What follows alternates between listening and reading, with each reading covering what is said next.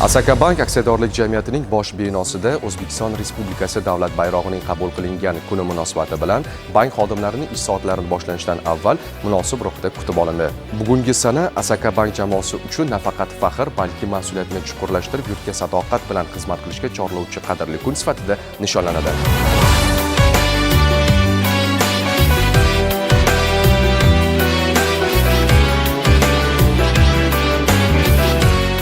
Bankimizda O'zbekiston Respublikasi davlat bayrog'i qabul qilinganligining 34 yillik tantanalari keng nishonlanmoqda. Albatta, bir vatan, bir el, bir bayroq shiori ostidagi bu tantanalar xodimlar o'rtasida vatanparvarlik tuyg'ularini yana ham oshirish va ularning ishga bo'lgan muhabbatini yuksaltirishga xizmat qiladi. Albatta, jahon arenalarida hilpirab turgan bayrog'imiz xodimlarning ish stolida ham hilpiraversin va albatta bu bayroq hech qachon hilpirashdan to'xtamasin va mana shu bayroqni ko'rganda O'zbekiston Respublikasiga bo'lgan ularning fidoyiligi yana ham oshishini ko'zda tutganmiz. Bankimizda xizmat qilayotgan har bitta fidoyi xodimga O'zbekiston davlat bayrog'i bayram munosabati bilan taqdim etiladi.